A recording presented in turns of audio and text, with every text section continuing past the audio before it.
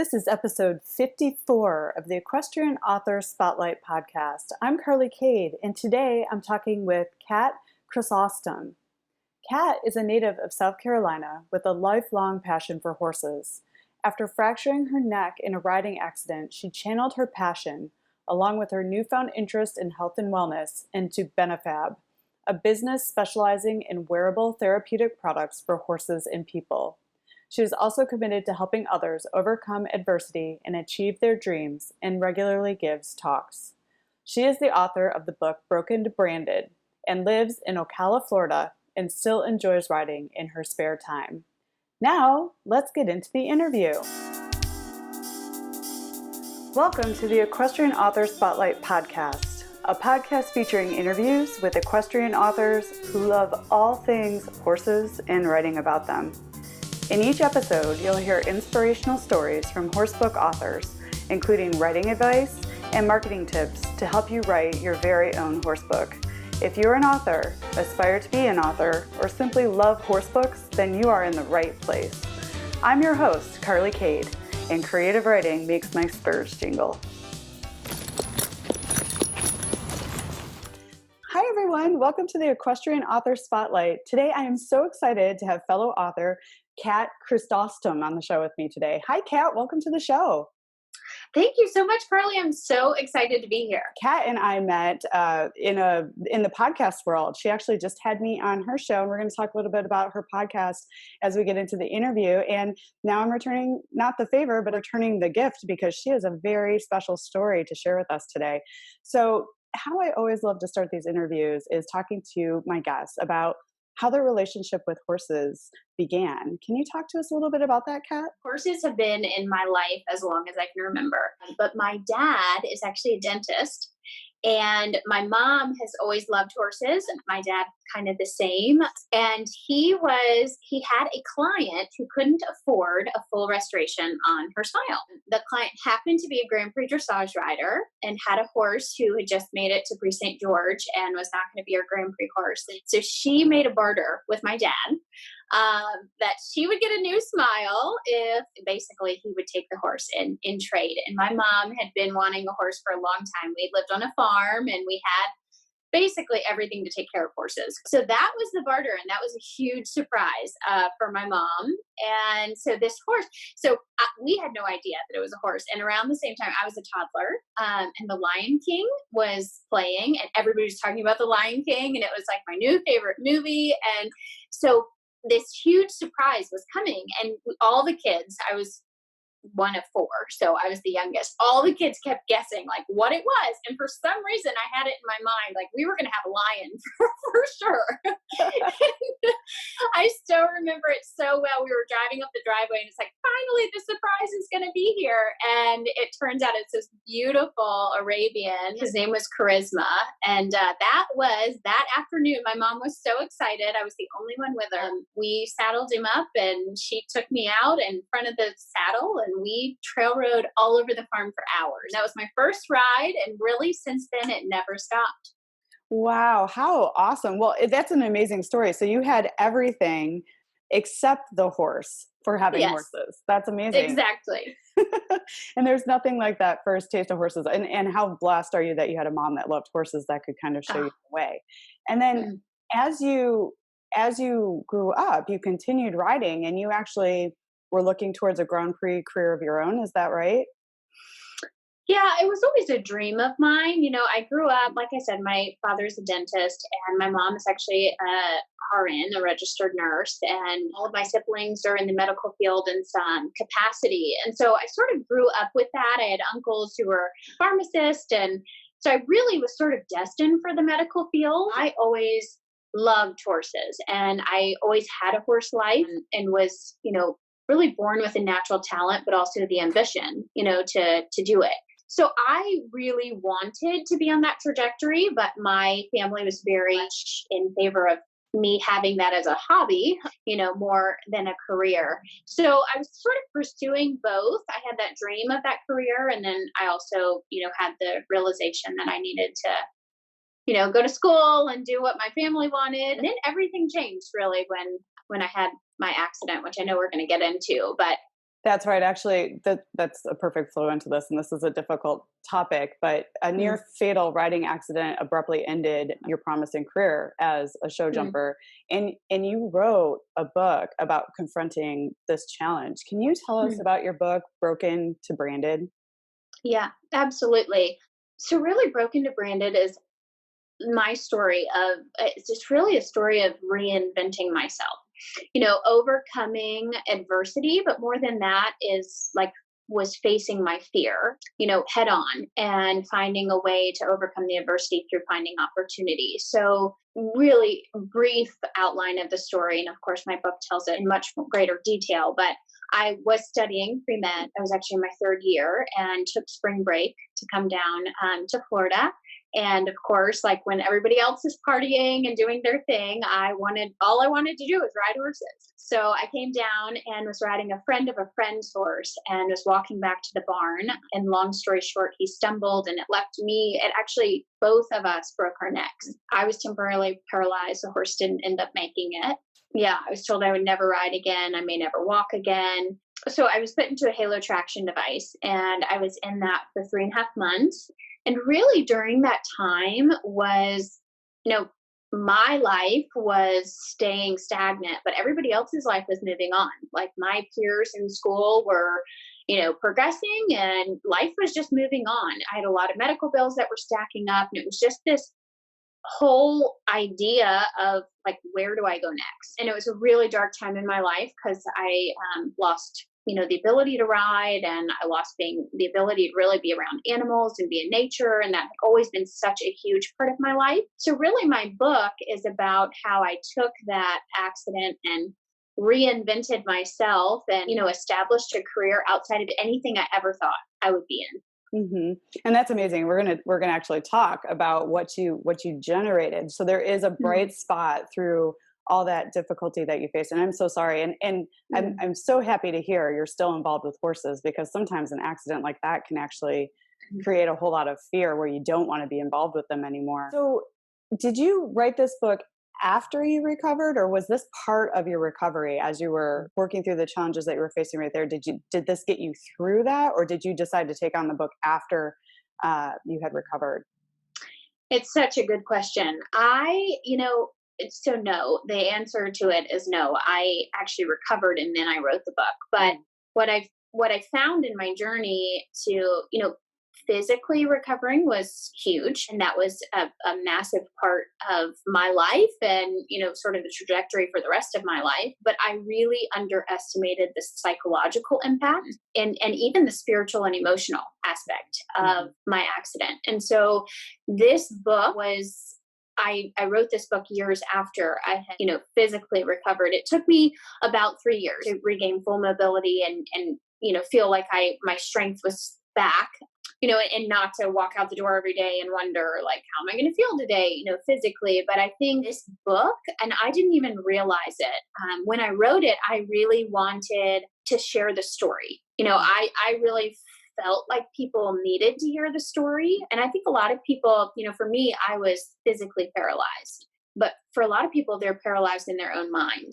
They just feel stuck and stagnant. And for that reason, I really wanted to write the book. Mhm. But I had no idea the emotional healing that would come from putting it all out on, pages and really telling the story in its rawest form. Because for Mhm. me, talking about it is especially those really changing moments is really difficult, but writing about it, and there were even some stories that until right before it went to be printed, I just said, you know what, I want to include everything. Like I don't want to hold back. And so I put everything in there, and even me rereading it now, like I'll reread it and it'll make me emotional getting back into that. But it was such a healing process putting those words onto the page.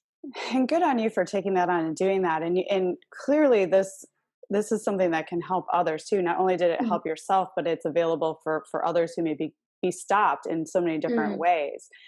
So who would you say would be like your audience for this book? And is there like a message embedded in it that you hope readers will grasp? Yeah, for sure. I think that the message is that, even in the darkest times, light can be found.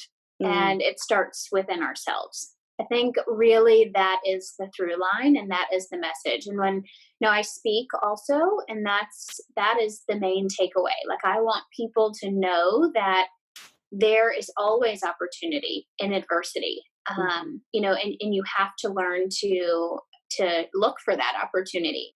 And sometimes life is dark. Like I've been there, it's scary. People say, well, you need to change your mindset. And it's not that easy. There's a lot to that. And that's really why I wanted to tell the story in its rawest form, because it's relatable. Everybody's been there. Maybe they haven't had a tragic accident like that, but life gives us really difficult things to face, whatever it is, a divorce, an end of a relationship, having a child, whatever it might be that puts you into that, mindset. But the book is called Broken to Branded, but its subtitle is Surpass Your Fears, Find Your Purpose, and Take Control. And I really think that is what it's about. It's, facing the fear, overcoming, adversity, and then taking control of your life, finding your purpose, find what makes you tick. Yeah, that is so beautiful. What a beautiful message. And then I wanted to ask you, you mentioned the title, what does Broken to Branded mean to you? And how does it capture the heart of your memoir? It's a very interesting title.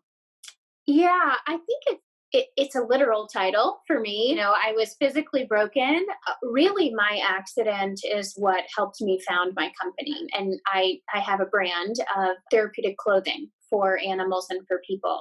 So that is, I went from being broken to having this brand and becoming, branded. And even personally, like the speaking and, sharing of the story and becoming an author, like all of those things were branded around, myself and who I am, and really living in that authenticity of that. So it's a very literal title. I think for me, I went through so many different I wrote the book before, I came up with a title, and I kept going back to that one because it just felt very real.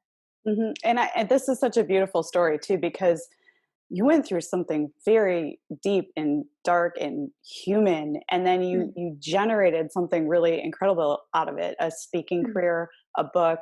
And now I'd love to talk about the business, because you've mentioned that you're sort of in the medical realm and you've always loved horses. This is kind of a little bit of a marriage of those two sides of you. So let's talk about how all this led up to you starting your own business. You are the founder and owner of BeneFab products. Tell us about your business and your products. Sure. So when I had my accident and I was not regaining mobility, so I was taken out of the halo, was put into a hard neck collar, and was told that I would be in that for about 6 months, which then turned into 18 months. And it was just this never ending, it seemed, progression of so that people understand, my spinal cord wasn't severed. It was severely bruised, and they weren't sure what kind of damage, but it was very inflamed and bruised. So I was in and out of paralysis. So if I would lay down in specific positions, I would have no mobility versus, different. So it was this total fear of the unknown and, always having a little bit of hope, and then that hope stripped away. And really, I was just desperate to find anything. And being from the Western medical side, we're treating just everything, and everything had a side effect, and then they were treating the side effect, and I was just totally dull and numb to, really, it seemed like reality, between the pain medications, and I was on a morphine drip and digestive issues. It was just one thing after another. So long story short, I really was pleading with a new neurosurgery group that I've been transferred to. And the neurologist, in a really offhand way, had recommended red light therapy, which I don't know if you're familiar with that. I was going to ask you, go ahead and explain what that is. I've heard of it, but for listeners listening in, they may be interested to know exactly what that is. Yeah, absolutely. So red light therapy can come in all kinds of forms. There are saunas, there are solariums, there are boxes, but basically, red light in its truest form is a light that penetrates down to the deep tissue level. So it actually, science behind it is it excites the oxygen atoms within the water molecules. So it's helping dilate capillaries, get everything moving, help significantly in reducing inflammation. Well, I didn't know any of that. I just knew that he had recommended red light therapy, and being that I'm science, natured and really into research, when I sat in front of the light for the first time since the day of my accident, I was able to walk out unassisted. Oh, wow. That's Yeah, amazing. that's exactly what my feedback on it. I was like, oh my gosh, but I lost mobility within about 2.5 hours. So fast forward, I ended up purchasing a light of my own and used that in part of my rehabilitation process for about 18 months, every day, twice a day.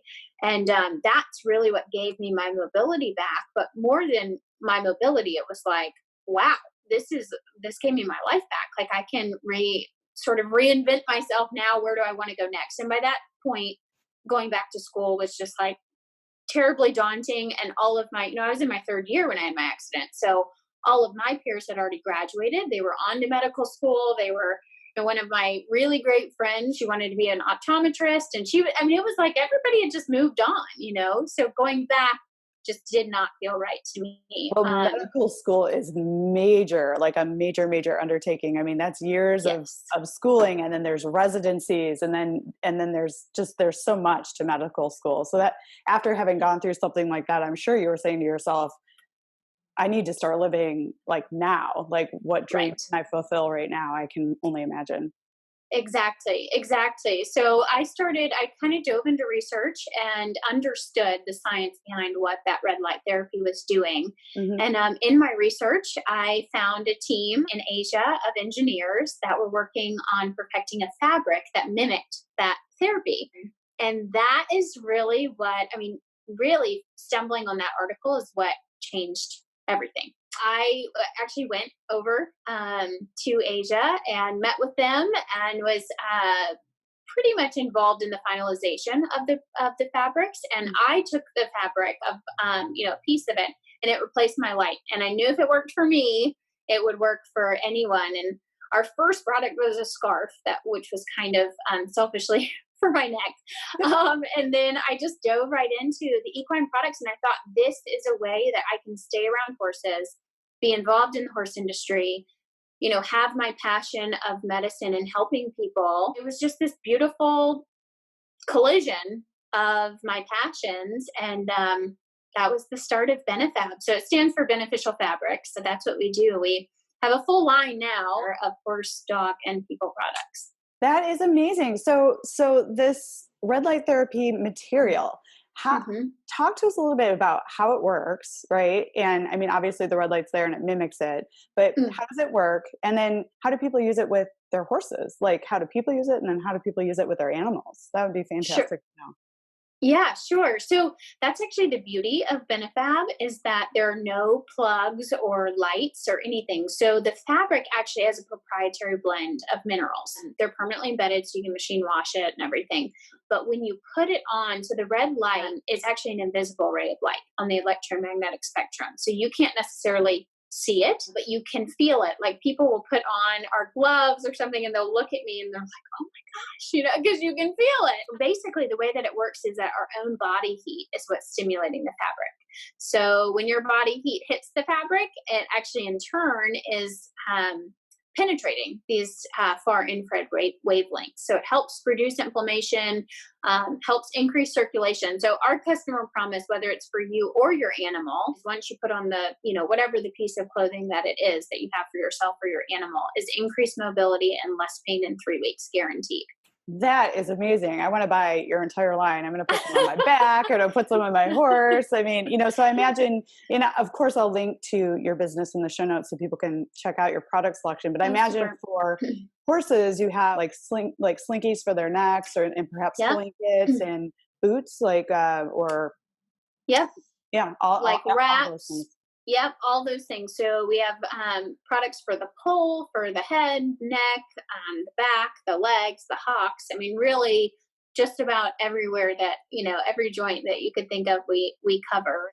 And, a lot of horses are, I find for people, they are, especially like in our tribe, I think this is the case. I know for you, you're looking at your horses right now, but we're very connected, to our animals. And we can sense when their behavior is off. And a lot of times behavior is directly correlated with pain, and so if we can address that pain without having a massive vet bill and avoiding that, it really works in favor. And so I think that there is that direct correlation, and that's one of the beauties with BeneFab is that I've been able to see those transformations, not in just getting people and animals to a pain-free place, but also getting them to, better behavior because of that with eliminating. That is incredible. Like I have goosebumps because what I really love about this story is there, for humans and for our animals, there are alternative ways to treat some of the things that are going on with our bodies, right? And I love this story because it is that. I mean, you were going through tons of pharmaceuticals and you were on tons of medications and you were working with different teams and you stayed in it and you educated yourself and you talked to doctors and you looked for different ways to do this. And then all of a sudden you found the thing that worked for you. And it's the same with horses. I mean, it's very easy to give them all sorts of medications, which are expensive, but they're all, and I love that alternative medicine is kind of starting to really show up and be accepted, right? Because there are alternatives. Oh, absolutely. And integrative medicine. I mean, finally, and that's what I think even my family has learned through this too, is that Western medicine is amazing for treating symptoms. I mean, thank God we have it. Otherwise, for acute injuries or people in hospitals, they wouldn't make it a lot of the times if we didn't have it. But what it doesn't treat is the cause. So when we can take Eastern medicine and treat the cause and use the Western to alleviate the immediate symptoms, then you have integrative healthcare. And it's incredible what we can accomplish, without just going to one side or the other side, being able to mirror. And we work with a lot of veterinarians, across the country. And they, that's the beauty of it. You can inject something, but then prolong that injection with using this, natural healthcare and holistic approach. And it just makes everything, really it's approaching every situation in totality rather than just looking at one, funnel, real small pinpoint. I love that. I love that integration way of looking at things. It's like, let's treat everything. There's the pain, but then there's the cause. And then there's, like a swollen foot could actually stem from pain in the withers. It's like, so that everything is connected in a different way. So it's not just looking directly at where it is, but what's the source of it and working in different ways to treat that. I love that. And I love that this is like a miracle story. I love that you're sharing this message because you took something very, very difficult. Like no human, I can't imagine how anyone can manage out of that. But then you took something and you took two of your passions and you combined them and you created your own company and you're having amazing success. And I'd really like to talk to you about your speaking career. Like you've spun this into being an author. You've spun it into having a successful business that helps people and animals. And now you're speaking on topics. Can you talk a little bit about your speaking engagements, like where you speak, what you talk on? Sure, absolutely. So I keynote, and really the keynote is that light can be found even in the darkest times. And I think, for me, I speak at community groups and I've spoken at schools and colleges. I'd like to grow that more into corporate. And I've spoken at prisons, at leadership conferences. Really like at youth leadership, at adult leadership, a lot of women's conferences. So I can the neat thing about this story is that anyone can benefit from it. But one of the biggest things that I think people, when they hear my story, like in a nutshell, it's kind of like, oh, well, good for her. She it was like this light bulb moment and, here she is doing this. But I think it's so much more than that. It was recognizing the opportunities. I could have, stumbled across that article and just hit the back button and like, I could be sitting here talking to you today or have never met you because of this, but I could have just said, oh yeah, I think years ago I saw somebody had a fabric about it. It was I reached out to him. I got on a plane. I went there. Like I was hungry for it, and I kept trying to recognize those opportunities. And I think that's what so many people don't do, is that they just get into almost like a self-victimizing mode, and they just don't get out of that because they can't recognize the opportunities. So yeah, for the speaking career, I mean, it's something I'm really passionate about, and animals have led me down this path for sure. They've been a huge part of my journey. And so a lot of when I speak, I talk about creativity and imagination and connection and overcoming adversity and recognizing those opportunities, and how animals have helped me to do those things. So animals are a huge part of my speaking and of my new podcast too. And so it's just a huge part of the story. So a lot of the speaking, I talk about that. You don't have to be an animal lover to appreciate it, but I think a lot of people walk away thinking like, wow, I want to spend more time around my dog today, or, I want to go hug my horse if I have one. So. Absolutely. And I love how you mentioned looking for those opportunities, because the universe, I truly believe, it dangles opportunities in front of us all the time. And you have to be, like you said, forward looking enough to notice them, because they're all over, and rather than being inside yourself and defensive and victimized and not open to those dangling moments. And I do believe that animals actually teach us to be outside of ourselves. And I think sometimes for animal lovers, it's easier to notice those things because we are constantly with them and like outside of ourselves. So I think it's really fabulous. And then I wanted to ask, as an author, do you offer discount for bulk sales for your books to give to the people that come to your keynotes and speaking engagements? Because that is a good way to make money. Yeah, no, it is a really good. So I've sold books from the stage afterwards. I've never done that. I think for corporate events, that would be a fabulous thing to do. So I haven't actually done that, but as far as like selling them from the stage after the speaking engagements, I've done. Yeah, which is brilliant. That's so smart. And then I wanted to ask you about your podcast. So talk to us about your podcast, because it's very inspirational, and there's a great story behind why you started it. So share a little, like the name of your podcast and a little bit about what listeners can find there. Sure. So this is actually the perfect transition with the animals that we were just talking about. So earlier on, when I had mentioned that writing the book helped like emotionally heal, I think part of that process was getting back into horses. And, I really thought when I got back into horses, it was just going to be like, I was going to get on and everything was going to be the exact same.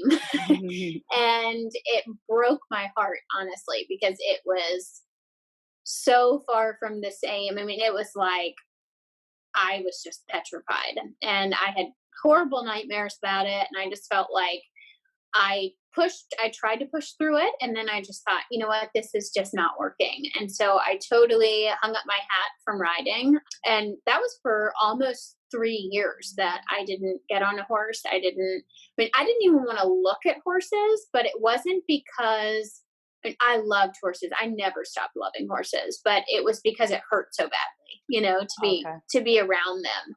I mean, it even like now, even thinking about that makes me, feel emotional. But so a horse came into my life. I bought him as an investment, actually. So I was not wanting to ride. And the trainer ended up in a nutshell. And on my episode 1, I tell all about this horse. But basically, the trainer just ended up saying, like, look, this horse is dangerous. I wouldn't have my wife, my daughter ride it. Like, he's just not, and this trainer who sold him to me. So I was like, oh my gosh, we have to go to plan B, because what am I going to do? Like, I can't take this horse back. And I was really I was upset at him, but more so than that, I just felt frustrated with the whole situation. So I sent him to the next trainer. Surprise, surprise. He said the same thing. So I took the horse back, and he was like, I turned him out. I just let him renaturalize in a herd of 13 geldings. And it was like something within me just kept being pulled towards this horse. And I think that it was because I could relate to him. Like, I understood what it felt like not to fit the mold, and to not be understood, and to have gone through, I mean, he was scared to death. This horse was just on the defensive all the time. So I let him renaturalize, and I basically acted like he had never been touched by a human. And I just started from the ground. And we did so much groundwork together and had a ton of fun. Like, I had really never been introduced to natural horsemanship at that point, but it was natural horsemanship is what I was doing. And it was just all self-taught. I was reading a lot of books. He really, and now I ride him every day, and oh my gosh, he's awesome. So his name is Para, and he has taught me so many things. And every time I go out with my friends, every time I go to dinner with somebody, I'm always talking about, oh, today Para did this and it taught me that, or whatever it is, and so I just decided, I want to share this with people. And so I talk a lot about him on my podcast, and really, like, I brought you on about creativity and just talk about how I get creative with Para. And so it's really a podcast. It's called Parables, Life Lessons from a Horse. And parables obviously is a play on words there, but it's really just life lessons from Para, what he's taught me. And sometimes I talk about my dog a little bit, but it's all about animals and what animals can teach us, and just small lessons. And I interview guest experts like yourself. Sometimes it's just me talking. I review animal books. I mean, it's just a lot of fun. Oh, that's lovely. And thank you for having me, I guess, on the show. And I love this topic. Horses and animals can teach us so much. And it's a great podcast. And I'll link to that in the show notes so people can listen to your show too. And you've had other like really amazing guests too, like Pat Pirelli was on the show. And you have connections with some pretty amazing people, and your horse is amazing. And I truly believe that humans, animals, opportunities, books even show up in our lives when we need them. And if we're wise enough to reach out and grab them, they're there. So good on you for sticking with Para, because I imagine having come off of an accident with a horse, being with a horse that was so afraid was probably pretty scary for you at first. And you recognize there's something there for you. And now he's the subject of your podcast. How cool is that? I know. And just the transformation, it's really cool. Yeah, that is so amazing. I wanted to ask you, I mean, you are doing it. You are a speaker, you're an author, you're a podcaster, you have a successful business, you've recovered from something massively tragic in your life. Do you have any advice for aspiring authors who want to write a book, and what would you say to aspiring entrepreneurs? Like, what kind of advice would you offer to people that want to maybe follow in the footsteps that you've laid out? Sure. Oh my gosh. It's This a big is a one. broad question. Yeah. I would say, first and foremost, be strategic. I think be strategic. Don't get married to your plans, but I think you really have to be strategic in your thinking and in your actions. You can waste a lot of money if you're not. You can waste a lot of time if you're not. And don't compare yourself with other people, but learn from other successful people. I know for me, like in my first couple of years, I just kept comparing myself to other speakers, other competition. And it's this is about you. Like, you're unique, you're authentic to you, and you'll never be somebody else authentically. So that would be one of my number one things. And I think, just learning from others and surrounding yourself, like you just said, well, you really, to me, you're connected with some pretty great people, and those people are very willing to share, but you have to be willing to listen. And I think really surrounding yourself, John Maxwell says, like, surround yourself with other successful people and learn from them. And that's like one of his number one out of his 13 principles, that's number one or number two, something. But it's really high up there. And I think that's definitely worth taking away. Absolutely. That is fantastic advice. Be authentic to yourself, because you have your own unique voice. You will never be anybody else. And that's great advice. But also what you're speaking to is building community and partnerships and learning from others, but also giving back to that community, which is why you're here today. It's like, because you're part of our author community and you're sharing your knowledge with us. And thank you for that gift. But super advice. I love that. So, this is kind of a big question too. Like, how do you reach, you've already talked about your speaking engagements, but like online, how do you reach like clients for your business and then also readers for your books? Do you do anything special that authors listening in might learn from? Yeah, I mean, for me, speaking is a huge part of it. And I mean, my book is sold online and on Amazon. But for the most part, I mean, for me, the book is, I guess I'm unique in the sense as an author that I didn't, I'm not an author and then other things. Like for me, I'm an entrepreneur and a business owner. And because of that, I authored the book Mhm. and I speak, but I would say more so than anything, I'm an entrepreneur than a speaker than an author, so for me, it's a little bit different because that's not my sole focus. It is not the book, but I definitely think speaking is an excellent way, to share your story and really to build a community, like you just said. And community is huge, and building. Everyone has their tribe, or if they don't, they should have their tribe.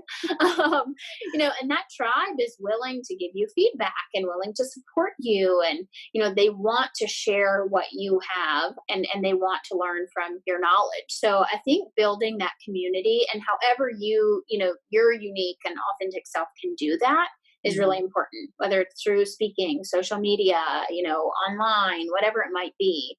But I think building that community.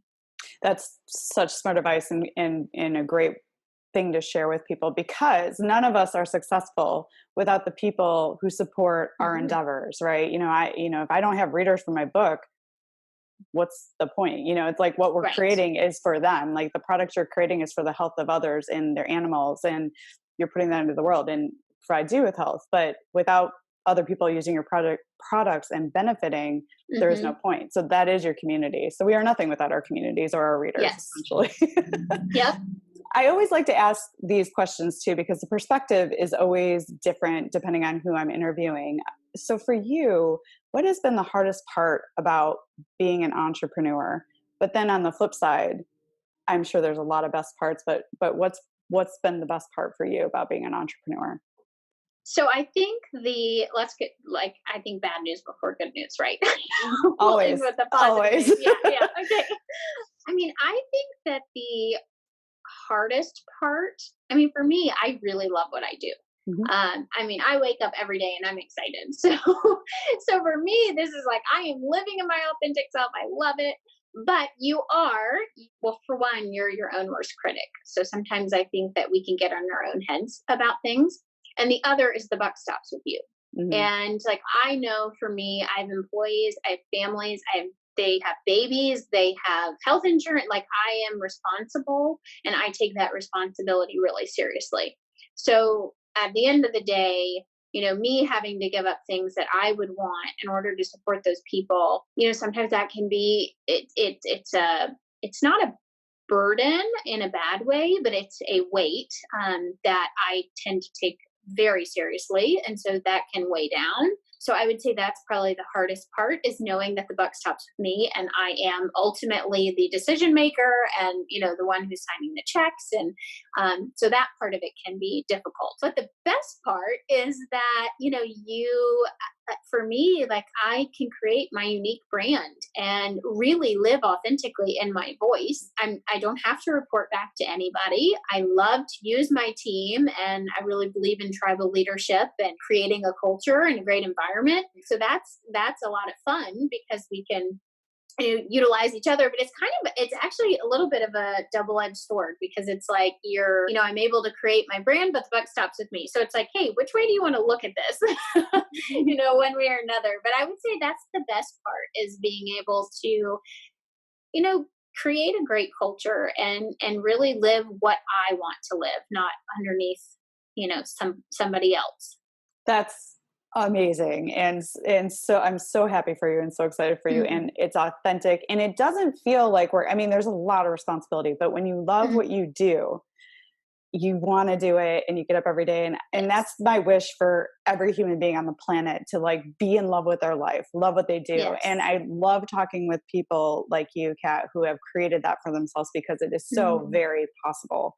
So thank you Mm. for sharing your wisdom with us and telling us about that. So I have to know, what's next? What are you curious about? What are you thinking about? Where are you heading?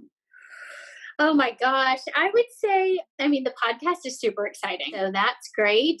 I would say corporate speaking, COVID kind of threw a wrench into that this year, but I think by next year we'll be back on track. That's really exciting. And I mean, really just building this business. I think somebody, and I'm trying to think who said it, but it wasn't Mark Twain. But anyway, somebody said the greatest warriors of all time are patience and time. And I think that for me, I've been very patient. I've lost my patience a lot of times too.